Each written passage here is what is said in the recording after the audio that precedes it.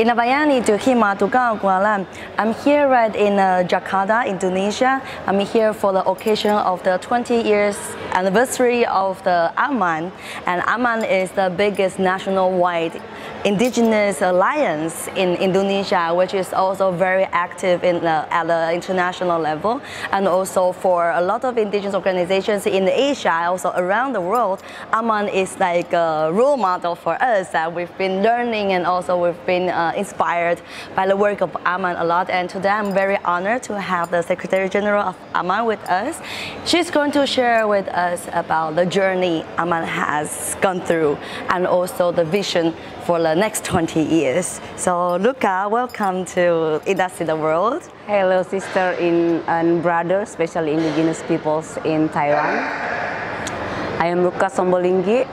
My indigenous group named Toraja, and we are people of the mountains and the river and the forest and the rice fields. We speak our own language named Toraya, and our land, we name our land as Toraya, and the people also is Toraya. So we are very efficient people. So thank you very much for coming here first of all, and come and share the richness of your culture of different indigenous peoples from Taiwan. And for us, it is a bless, because at this point of time we are still facing a lot of problems. So thank you very much for coming here. We would also like to thank you for having us on your land, because we visit Toraya and we are very much inspired by, as what we said, we are living in a culture, and Toraya, the people in Toraya also, like, it's very, we don't have to explain more, because we can just feel it and experience, like, what does that mean by living in a culture. Yes. Thank you very much. I'm glad you enjoy it. And we learned a lot also. Thank you very much.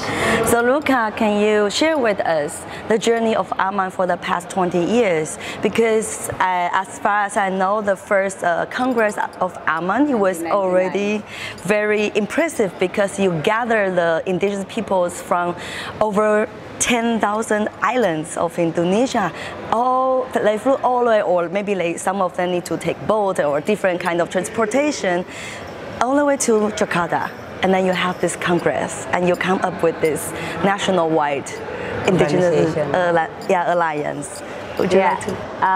AMAN was established on 17 March 1999 here in the very heart of Indonesia, Jakarta, and at the very first Indonesian state hotel named Hotel Indonesia. But the history of indigenous people's struggle, movement, and resistance have gone actually beyond that, far before that. It was actually started in the 80s, and the early 90s. They started to meet like 10 of indigenous leaders, facilitated by our supporter NGO from environmental movement back then, and it was the Friends of the Earth Indonesia.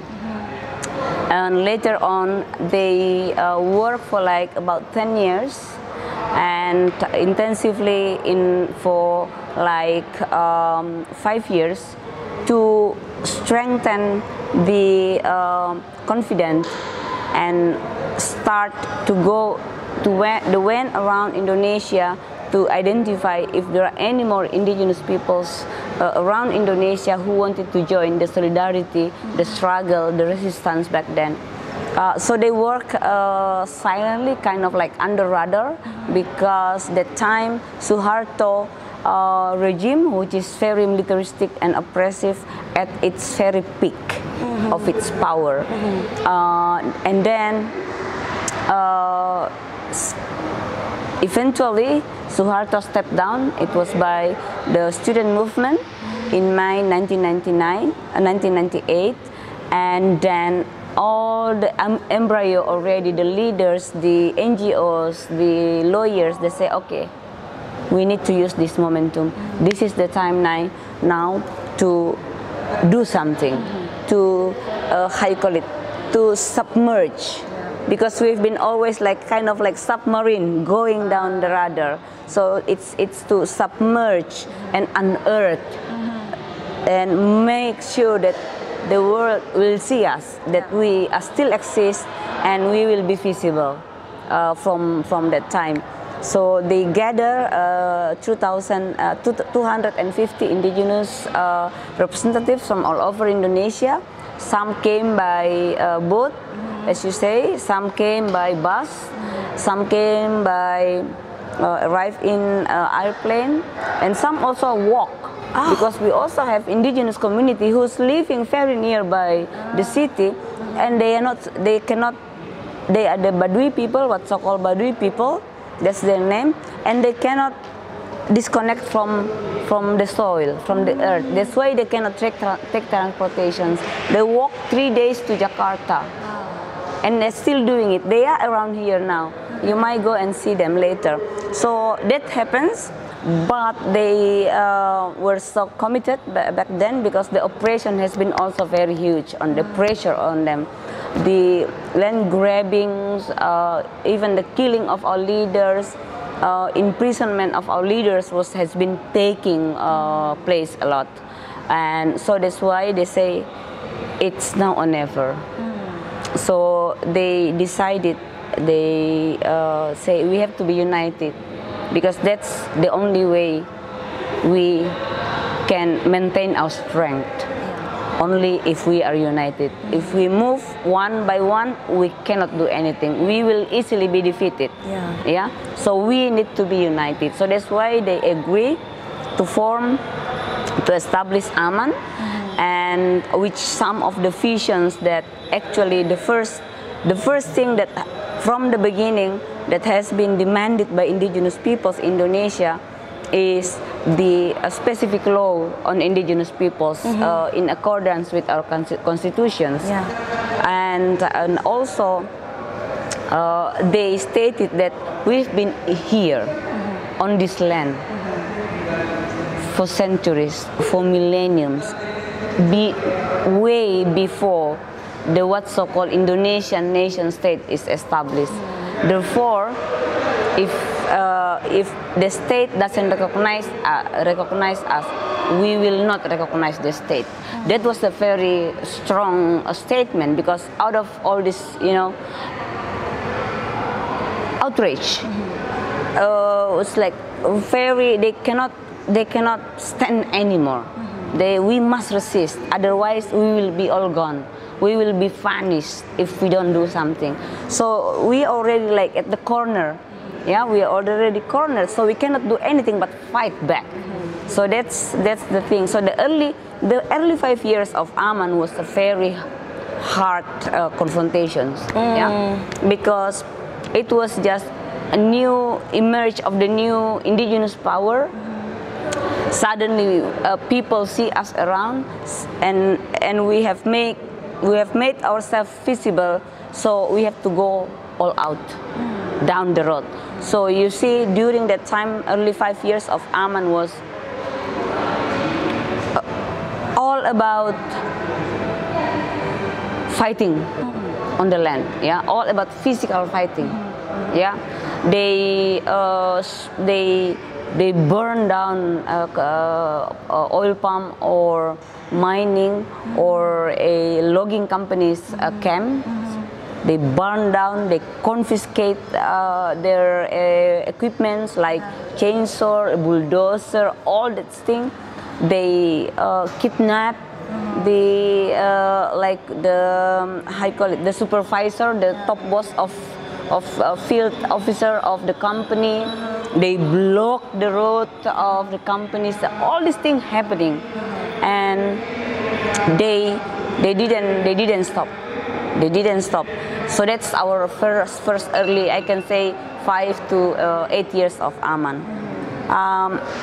And then people started to believe that we are still around, and also the outside of us, government and parliament, private sectors, and even public, general public realize that, oh, there is what so-called masyarakat adat, indigenous peoples. And from there we say, okay, people have noticed that we are around, and we have identified all the source of the problem. Now is the time to fix the problem. So from there, in 2007, we made a big decision because we have decided that we have found the root of the problem and we need to fix the problem. But we cannot fix the problem if we are just doing protests and everything. We need to get our hands dirty fixing that problem. We need to do it by ourselves. We need to, why, the big question is why all the laws are bad for indigenous peoples. All the laws are used to take our indigenous people's land, or to destroy us. The answer is because when the law are made, we are not there. So how do we do it? We need to get there. So that's the big start of the big movement of what we call expanding political participations of indigenous peoples. We identify our friend, our allies, and our own people. Why we had so many allies back then to go get in? Because we indigenous people, we are behind in many things. Some of us even still cannot read. How can we become a member of parliament if we cannot read? So that's why we said first our allies, but they will bring our voice in. So we started in 2009 elections. We have many friends who come, we ask them, we pick them. So they are not the one who say, I want to represent you. But we say, we found you a good person, come and go and represent us. But because we ask you to represent us, you will have to follow what we say, our aspirations. So we started there. And then over the years, 2014 and today's, we already have like all indigenous representatives that we send in. This year we have 34 indigenous individuals elected as member of parliament in different parts of the country. And the way we work with them is we are very disciplined on that, because politicians, doesn't matter who you are, even if you are an angel, if you are into the pool of evils, you can become evil. And we realize that. So what we do is we really watch them like 24 hours a day, because we don't want them to get trapped into all these cracks. So we keep on reminding them, and we offer them help. If they want to make some laws in their place and they need help, how to write it, a substantial one, or even how to have dialogues, how to get public opinions, how to do consultations, we help them all out. Because that's the only way we can make sure that they are really carrying their missions to make sure that indigenous peoples are on the right bills. So that's what's happening. And then we ask them to report officially at least every 6 months. Every 6 months. They report just to let us know their progress, and also let us know why they don't make progress, if they don't make progress. So we communicate, and by doing that we also create like a pool of parliamentarians. They are becoming like the how you call it, troubleshooters among themselves. So, for example, I have one head of parliament here in Lebak who had the experience how to pass the law, and somebody else in East Nusa Tenggara or in Sumatra needed help to make sure that he know how to pass the law, and then we will ask him to go and assist there. So you know, they becoming like working group itself. It's like automatically. So that form the really strong bond and solidarity, not just with indigenous peoples but also among themselves. And this is so important because they are small number. They are minority among these big infrastructures of politics in Indonesia. They have to know that they are not alone, and that is very important. So that is what's happening, and until now That's what we have been working, and it was the right decisions, because we know if we are not there, the country, the state will never make good law for us. So ever since, now we have about 200 local regulations ever since, and that's also why we can get some of our land recognized by the government because of their work. So I'm very happy, and I'm very glad that Aman made the decisions in 2007. It was a big decision that is very influential and determining our pathways as organizations, and also in terms of the impact on indigenous peoples throughout Indonesia. Right, right. And also the way how you monitor and make sure they are in the same line. Don't tell me, Jocelyn. In my experience in Aman, working for 20 years, I've experienced how to work to get people out of prisons, to get the people who are killed buried, people who are sick got medications. I've experienced how to take care of taking my elders going to New York or going to this. I've experienced working with anything. This is the toughest work. This is the toughest work because they are so important, but they are also so fragile. Yeah. So that's why we understand that, and then that's why we have to take care of them more than also others. Support them. And support them, and support them. Support is very, very important, because how can I say, okay, Jocelyn, you go and make this law, but I'm not going to help you. You just find your own way. I mean, that's just the normal thing to do. We give them something, we assign them for something, what we make sure he or she will be succeeded. So that's very important. And now, actually, in the Indonesian Constitution, there's an article recognize the rights of indigenous peoples, right? Yeah, exactly. But you are still pushing for legislation that is specifically talking about the rights of indigenous peoples now. Yeah. Okay. That's true, because one of the problem is because of all the provisions in the constitutions, they have specific law to interpret it, to make it operational. Yeah. Only indigenous people's provisions still don't have that. So the government, the state, don't have the platform, don't have the guidance how to protect, how to fulfill, and how to promote indigenous people's rights. Okay. That's why what they did was they have little bit like they have our head in the Ministry of Foreign Affairs in one of the parliament in the law, and they have our a full body, but only the head part in the Ministry of Agrarian, and they have our chest in under the law of forestry. So we are kind of like divided into different parts, so we become like disintegrated, as indigenous peoples, and that give really big damage on indigenous peoples, because we see Indonesia as different faces.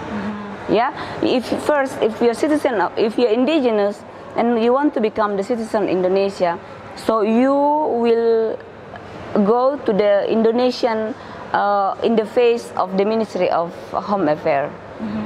And if it happens, because in Indonesia, the whole territory of Indonesia divided into two, forest and outside forest. And almost 72% is within forest, what's so-called forest areas. And majority of indigenous peoples are within forest areas. So if you so first you face the face of Ministry of Home Affairs, but because you are within the forest areas, then the second phase of Indonesia came in, which is the Ministry of Forestry and Environment. And if you are outside that, and then you have to go to the Indonesia in the face of Ministry of Agrarian. and land agency. So we are like divided, and it creates so much problem because these ministries, they don't talk each other. All the laws are conflicting, and we ended up like being ping pong around. So that's what's happening. So that's why this country has to have that specific law to consolidate all the existing laws that has been really destroying our life. Yeah. And also it's like a guidebook for the government. Exactly, for the government, how to really implement what's so-called the rights of indigenous peoples, our collective rights, our individual rights, as said by the constitutions. This is very important part of, I think, the struggle for indigenous peoples worldwide, because a lot of times, really for the government, even though maybe some of them have good intention, but they really don't know what to do. So then that's important for us to really tell them that what we want and how we want it to be done, instead of just giving them the money. Just have them to do whatever they want. And sometimes it's just twisted because they don't know how we really think. They don't understand our way of our pursuing the future we want. Our own development. Our own development. The different definitions. So true, very true, because in many ways, in all aspects, the way we see ourselves, our development, our culture, our identity is completely different way of people outside us seeing things, and eventually when they wanted to help us, even if with that good intention, as you say, because they just don't know, they can make mistake. I mean, as we know, the road to hell is paved by good intentions, you know. So that's why it has to be there. The guidelines, the guiding books, the law has to be there to help them. Okay, so if we want to help indigenous peoples, this is the process, the mechanism we have to go through. Oh, if we see forest and if we want to exploit them, if we want to take some of the wood, we have to knock on their door and tell them what to do and how that will impact them, and that is free prior informed consent. You know, it has to be translated into the practical mode. So in that way, we indigenous peoples also can maximize our effort to help the country. You know, because and that's the only way we can contribute if they give us the freedom to express ourselves, to pursue our own development, and where we can gather ourselves together, and then we join forces for the development of the country. Exactly. Thank you, Ruka, for sharing with us. I think the experience of Aman and also the journey of Aman is really telling us what does that mean by nothing about us without us. It's really, I think it's very loud and clear. And also from what you just shared with us, we're really using the diversity of our own peoples and turn it into the strength of us. It is a big force. It's I mean, you can imagine the how you call it, the strength of that big force when it comes together is. So I would like to thank you again. Also, maybe we can end this interview by one slogan we often say, and we're really, like I can really see how we are practicing it, and also with Aman's experience, that's the people united will never be defeated. Exactly. Yes. Thank you very much. No problem. You're welcome.